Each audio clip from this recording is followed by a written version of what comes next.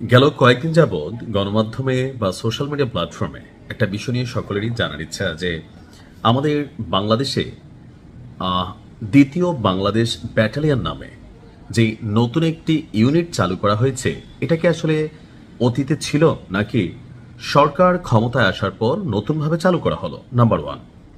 এমনকি এই ব্যাটালিয়নের যে চারটা ইউনিট বা কোম্পানি যে ইসলামের মহান চার খলিফার নামে রাখা হয়েছে, এটাও কি আসলে সত্য? বা যদি রাখা হয়ে থাকে তাহলে কেন রাখা হলো? এ নিয়েও কিছু জনমনে প্রশ্ন আছে। আরেকটা প্রশ্ন আছে যে আমাদের সেনাপ্রধান জেনারেল ওয়াকারুজ্জামান, তিনি কি আসলে দাঁড়িয়ে রেখেছেন? যে ছবিগুলো ইদানিং সময় দেখা যাচ্ছে, এগুলো কি সুপার এডিটেড কোনো ছবি নাকি আসলে বাস্তব ভিত্তিক? চলুন দেখি আজকে বিষয়টি নিয়ে আলোচনা।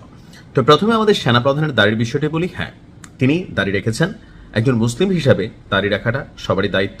প্রথমে আমাদের মতন অনেকে ছোট ছোট রাখা অভ্যস্ত হয়, পরবর্তী সময় বয়সের সাথে সাথে সেটা হয়তো বড় করেন। আর সেনাবাহিনীতে দাড়ি রাখার বিষয়টা নতুন না, অনেকেই দাঁড়িয়ে রাখেন, তবে সেনাপ্রধানরা খুব সহজে দাঁড়িয়ে রাখেন না। বাট আমি এটাকে ইতিবাচক দৃষ্টি হিসাবে দেখছি। এখন প্রশ্ন হচ্ছে, দ্বিতীয় বাংলাদেশ ব্যাটালিয়ন এইটা কবে গঠিত হলো?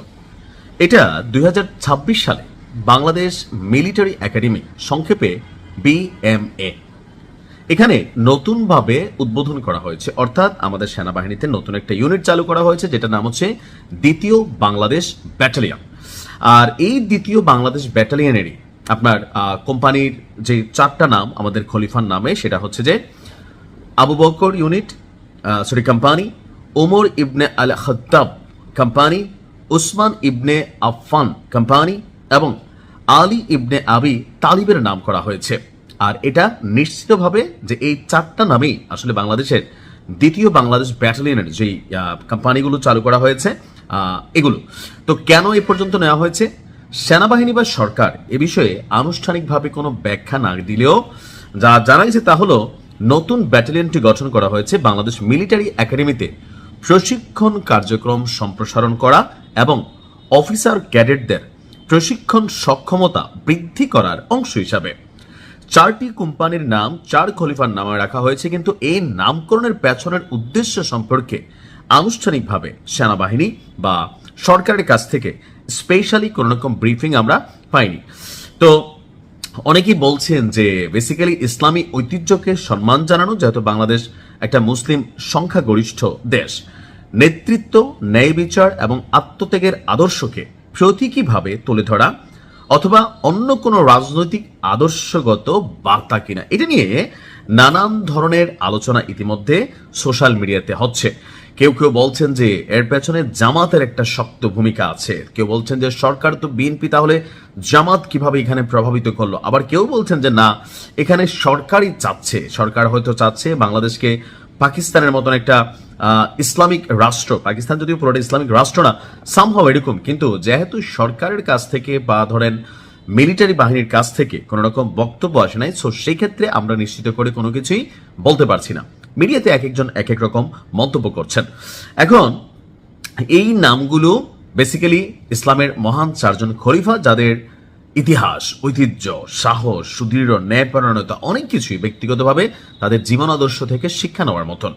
আর এই বাংলাদেশ দ্বিতীয় বাংলাদেশ যে আমাদের ব্যাটালিয়ন, এটা সরাসরি সাধারণ সেনাবাহিনীর বা আমাদের রানিং যে সেনাবাহিনী আছেন তাদের মতন মাঠে ঘাটে কোথাও এটা ডিপ্লোমেট হবে না।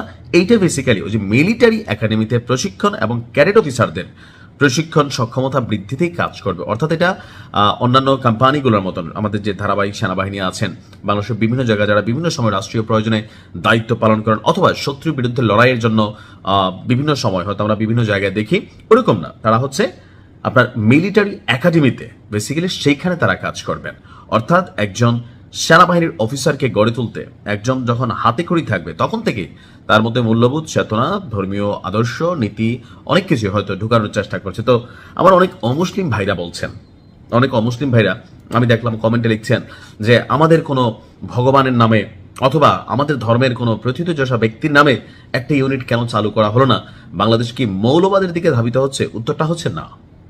এক্ষেত্রে আপনি দেখবেন যে ভারতে শুধুমাত্র কি হিন্দুরা বসবাস করেন? না, সেখানে মুসলিমরা বসবাস করেন। কিন্তু ভারতের যতগুলো বড় বড় কি বলা হয় যে নাম, যেমন ব্রহ্মাস, ভারতের খুবই ম্যাসিভ এবং পাওয়ারফুল একটা উইপন, এটার নাম দেওয়া হয়েছে ব্রহ্মাস।